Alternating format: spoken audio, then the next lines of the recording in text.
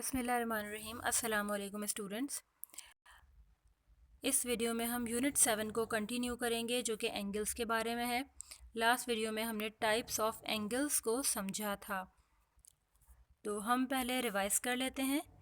हमने 5 तरह के एंगल्स पढ़े थे: acute angle, right angle, obtuse angle, straight angle and reflex angle. Acute angle is less than 90 degree. वो एंगल जो 90 डिग्री से कम हो एक्यूट एंगल कहलाता है। Then right angle is 90 degree exactly. ऐसा एंगल जो एग्जैक्ट 90 डिग्री का हो वो राइट एंगल कहलाता है। Obtuse angle is greater than 90 degree but less than 180 degree. ऐसा एंगल जिसकी मेजरमेंट 90 डिग्री से ज़्यादा लेकिन 180 डिग्री से कम हो ऑब्ट्यूस एंगल कहलाता है। Straight angle is 180 degree exactly. Straight angle exact 180 degree का होता है या उसकी मेजरमेंट एग्जैक्ट 180 डिग्री होती है। Reflex angle is greater then 180 degree. Reflex angle की मेजरमेंट 180 डिग्री से ज़्यादा होती है। अब ये एंगल्स अगर हमें अच्छी तरह से समझे हुए हैं तो हम आगे एंगल्स को आइडेंटिफाई कर सकते हैं। जैसे यहाँ हमें सवाल दिया गया है, identify the angles as acute, right, obtuse, straight और रिफ्लेक्स एंगल। पहला एंगल है हमारे पास एंगल AOB। एंगल्स के नाम पहले तो हम देख लेते हैं लिखे कैसे जाते हैं। एंगल को लिखने के लिए हम पूरा ANGLE एंगल की स्पेलिंग यूज़ नहीं करते बल्कि एक सिंबल यूज़ करते हैं। ये वाली ये एंगल की सिंबल है और इस एंगल के साथ हम इस सिंबल के साथ हम एंगल का नाम लिखते हैं, एंगल AOB। और इस एंगल को AOB के अलावा एंगल BOA भी लिखा जा सकता है। एंगल BOA एक ही बात है, चाहे इसे AOB लिखा जाए या BOA लिखा जाए, लेकिन इसमें हमें एक चीज़ का ख्याल रखना होता है और वो ये कि वर्टेक्स की पोजीशन सेंटर में होती है। एंगल AOB दो रेज से मिलकर बन रहा है। कौन कौन सी रेज हैं वो? एंगल पहली रे है AO और दूसरी रे है OB, यानी एक ये वाली रे है और दूसरी ये वाली रे है, और ये दोनों जिस पॉइंट पर मिल रही हैं वो पॉइंट कहलाता है वर्टेक्स। ये दोनों रेस पॉइंट O पर मिल रही हैं, तो पॉइंट O जो है वो इन दोनों रेस के मिलने का पॉइंट है यानी वर्टेक्स है।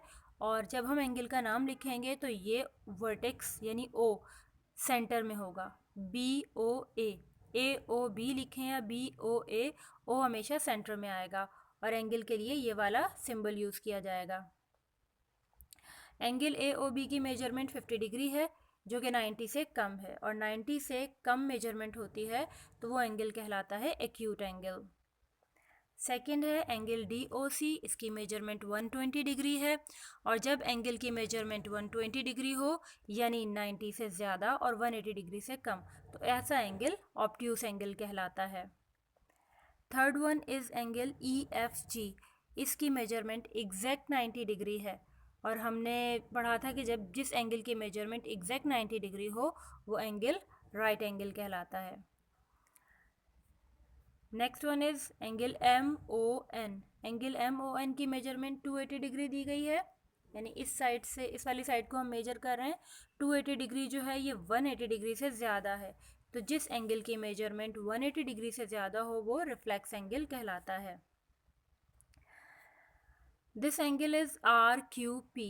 इसकी मेजरमेंट एग्जैक्ट 180 डिग्री है, तो जिस एंगल की मेजरमेंट एग्जैक्ट 180 डिग्री हो वो कहलाता है स्ट्रेट एंगल।